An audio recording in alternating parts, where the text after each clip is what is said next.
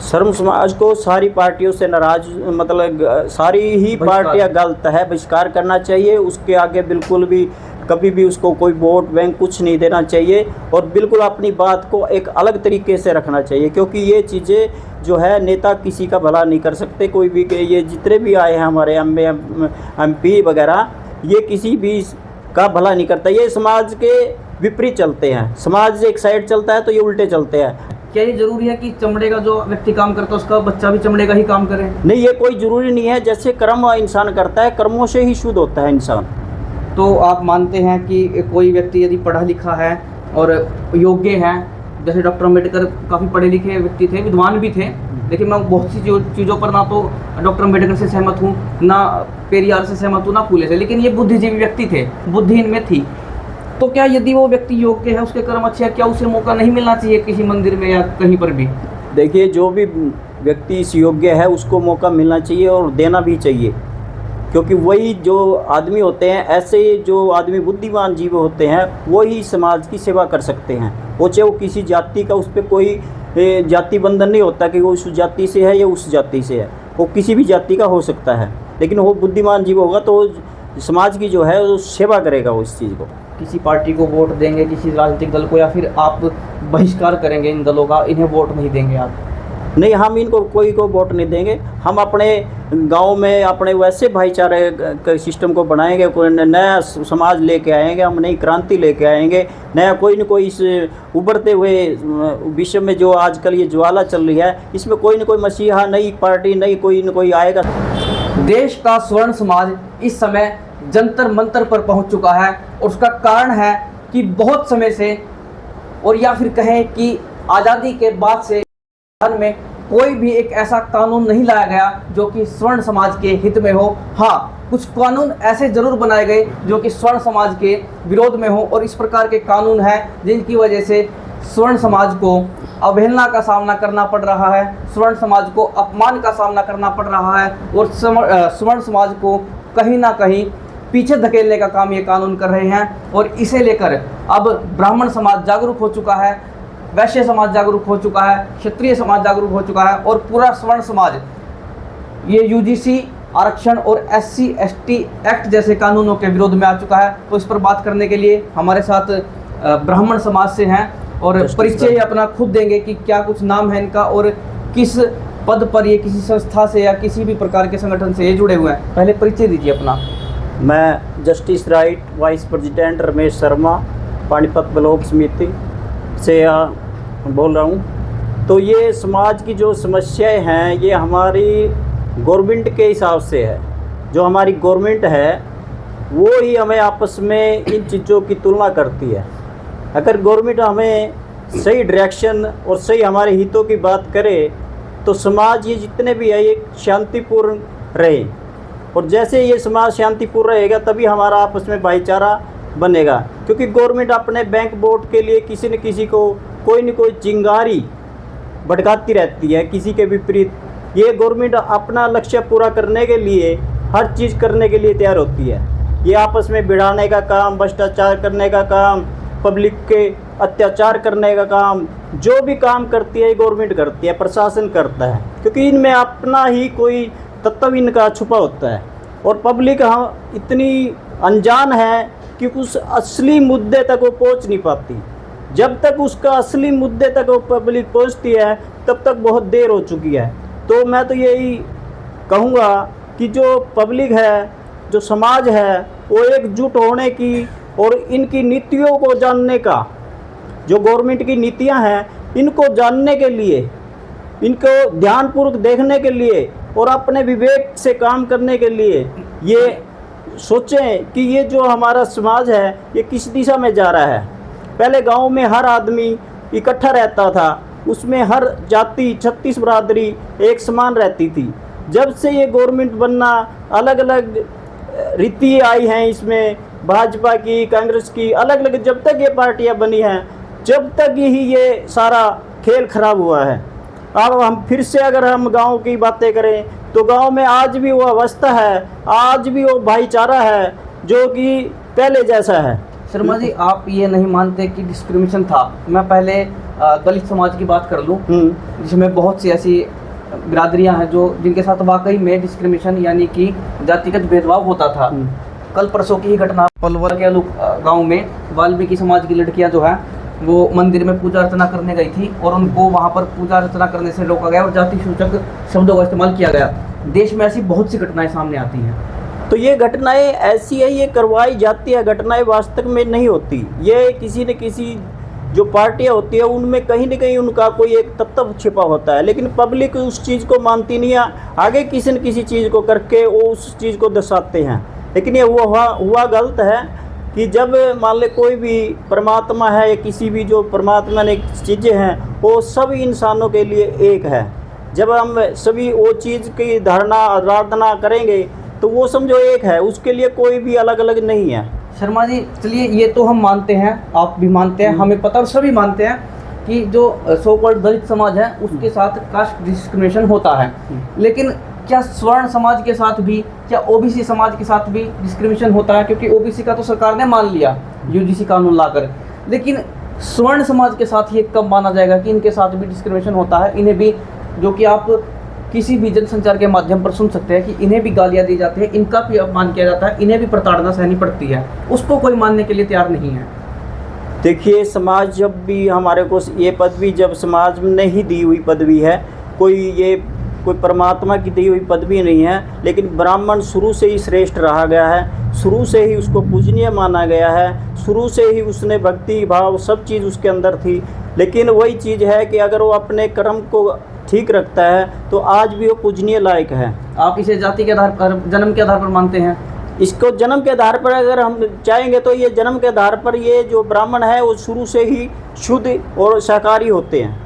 बहुत से क्षेत्रों में ब्राह्मण मांस मीट खाते हैं, परंपरा से खाते हैं, लेकिन वो कर्म नहीं करते। लेकिन ब्राह्मण का असली कर्म यही है कि वो शुद्धता रखे और अपना भगवान का भजन करे और दूसरों की शुभकामनाएं करे, दूसरों का भले की सोचे, वही असली ब्राह्मण है। शर्मा जी इसी से एक सवाल लेता हूँ आपसे। आपने कहा ब्राह्मण शुरू से ही श्रेष्ठ है, ये बातें आपने कही।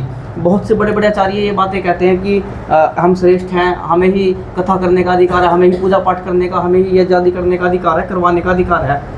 तो यदि धर्म के आधार पर हम ये मान लेते हैं कि ब्राह्मणों को ये अधिकार है, तो फिर संविधान में क्या समस्या है जब वो आरक्षण देता है दलितों को, वो उन्हें कुछ किस प्रकार के कानून देता है जिससे उनका संरक्षण हो सके, उन्हें आरक्षण दिया जा सके और उन्हें इस प्रकार के भेदभाव से बचाया जा सके, फिर आरक्षण का ही विरोध क्यों?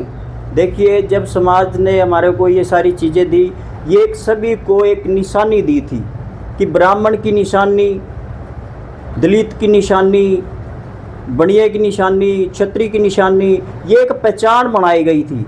लेकिन ये वास्तव में वो चीज़ नहीं थी, उसके पहचान थी कि ये इस चीज़ से अगर हम इसको जाना जाएगा कि ये ब्राह्मण है, इस चीज़ से ये जाना जाएगा ये क्षत्रिय है। लेकिन वो वास्तव में सारे एक हैं, वो दो नहीं हैं, सारे एक हैं। क्या ये जरूरी है कि चमड़े का जो व्यक्ति काम करता है उसका बच्चा भी चमड़े का ही काम करे? नहीं, ये कोई ज़रूरी नहीं है। जैसे कर्म इंसान करता है, कर्मों से ही शुद्ध होता है इंसान। तो आप मानते हैं कि कोई व्यक्ति यदि पढ़ा लिखा है और योग्य है, जैसे डॉक्टर अम्बेडकर काफ़ी पढ़े लिखे व्यक्ति थे, विद्वान भी थे, लेकिन मैं बहुत सी चीज़ों पर ना तो डॉक्टर अम्बेडकर से सहमत हूँ, ना पेरियार से सहमत हूँ, ना फूले से, लेकिन ये बुद्धिजीवी व्यक्ति थे, बुद्धि इनमें थी। तो क्या यदि वो व्यक्ति योग्य है, उसके कर्म अच्छे हैं, क्या उसे मौका नहीं मिलना चाहिए किसी मंदिर में या कहीं पर भी? देखिए जो भी व्यक्ति इस योग्य है उसको मौका मिलना चाहिए और देना भी चाहिए, क्योंकि वही जो आदमी होते हैं, ऐसे जो आदमी बुद्धिमान जीव होते हैं, वही समाज की सेवा कर सकते हैं। वो चाहे वो किसी जाति का, उस पर कोई जाति बंधन नहीं होता कि वो उस जाति से है या उस जाति से है, वो किसी भी जाति का हो सकता है। लेकिन वो बुद्धिमान जीव होगा तो समाज की जो है वो सेवा करेगा वो इस चीज़ को। ये जो जंतर मंतर पर इस समय चल रहा है प्रोटेस्ट, इसे आप समर्थन देते हैं अपना?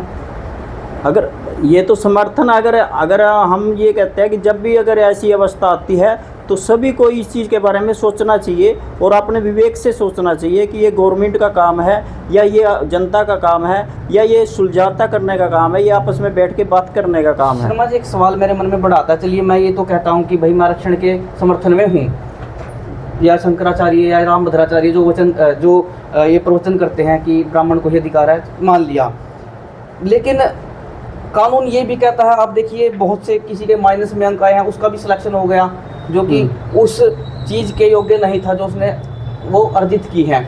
बहुत से बच्चे, टीना ढाबी बड़ी होशियार थी, उन्होंने यूपीएससी का एग्ज़ाम क्लियर किया, वो आईएएस आईपीएस के लिए चली गई। लेकिन उसके 1-2 साल बाद ही एक लड़का जो कि स्वर्ण समाज से था, उसने टीना ढाबी से भी ज़्यादा अच्छे अंक प्राप्त किए, लेकिन वो क्वालिफाई नहीं कर पाया। तो आरक्षण का अर्थ ये भी तो ना हो कि कोई यदि योग्य ही नहीं है और वो बहुत कम उसकी अचीवमेंट है या फिर वो कम नंबर आए हैं, उसको भी आप आगे भेज दें। देखो, आरक्षण प्रतिभा को मारना तो आरक्षण नहीं हुआ। आरक्षण का यही अर्थ होना चाहिए कि जो जिस काबिलियत से है उसको उस काबिलियत के अनुसार उसको पद मिलना चाहिए, उसको उसी हिसाब से रखा जाना चाहिए, ना कि वो उसकी जाति के भाव से देख के या वो किसी भी प्रकार के भाव को देख के उसको इस चीज़ से नहीं तोलना चाहिए, उसकी योग्यता के अनुसार उसको तोलना चाहिए। शर्मा जी, एक भारत में खासकर संविधान की बात करें तो कोई ऐसा कानून तो आया ही नहीं है जो स्वर्ण समाज के हित में हो, और विरोध में बहुत से कानून आ चुके हैं, क्योंकि इनका नुकसान तो कहीं ना कहीं स्वर्ण समाज को ही झेलना पड़ेगा। यूजीसी अगर किसी पर लागू होगा तो वो स्वर्ण समाज पर ही लागू होगा, ओबीसी या एससी एसटी पर तो नहीं होगा। लेकिन इसमें सवाल ये बनता है हमारे पास कि ये कानून आपने लगा दिए, आपने एक समाज को तो ये बिल्कुल मान लिया कि वही जो है वो शोषक होगा और ये जो अन्य समाज हैं ये शोषित होंगे, तो ये कहाँ तक ठीक है? आप देखिए, सार्वजनिक मंचों पर जो ब्राह्मण समाज के बारे में, जो क्षत्रिय समाज के बारे में, जो वैश्य समाज के बारे में, स्वर्ण समाज के बारे में टिप्पणी की जाती है, क्या सत्ताएं उस पर संज्ञान नहीं लेंगी? यदि कोई बयान दे देता है डॉक्टर अम्बेडकर के ऊपर, गलती से उसकी ज़बान फिसल जाती है, या फिर संविधान को लेकर कुछ बोल पड़ता है, आरक्षण को लेकर, या फिर किसी एक विशेष समाज को लेकर बोलता है, तो पार्टियां उसे अच्छे से जोड़कर, काटकर, एडिट करके उसकी छवि को ख़राब करने की कोशिश करेंगी नेता की। लेकिन वहीं सार्वजनिक रूप से जब स्वर्ण समाज के बारे में गलत बोला जाता है तो उस पर किसी भी पार्टी ने अब तक कोई संज्ञान नहीं लिया है। देखिए, ये जो चीज़ें हैं ये हमारे समाज से मतलब जो ये हमारे मतलब सरकार में जो बैठे अधिकारी हैं, जो हमारे एमएलए एमपी है, जो हमारे प्रशासन के अधिकारी हैं, जो देश को चलाने की जिसकी जिम्मेवारी है, वो ही लोग इन चीज़ों को गलत छांट गांठ करके अलग अलग करते हैं। लेकिन जब समाज एक गांव में रहता है, वहाँ पे 36 बरादरी रहती है, वहाँ कभी भी ये ऐसी चीज़ें नहीं आती। ये जो चीज़ें हैं ये सारी सारी प्रशासन ही, ये जो हमारे नेता हैं, यही लोगों को एक छांट गांठ करने का काम करते हैं। अगर ये नेता ही चीज़ों को हर चीज़ के बारे में अगर समझाना चालू करे, पब्लिक को गाइडेंस देना चालू करे, तो ये चीज़ें ख़त्म हो सकती है। आप यानी कि सत्ताओं से, राजनीतिक दलों से अपेक्षाएं करते हैं? हाँ। तो कोई ऐसा नेता आया जिसने अगर कहीं पर फर्जी SC एक्ट लगा है या किसी स्वर्ण के साथ कुछ गलत हुआ या स्वर्ण समाज के विरोध में कोई बयान दिया हो, तो वहाँ पर कोई राजनीतिक दल का नेता बोला हो, चाहे वो सत्ता से हो विपक्ष से?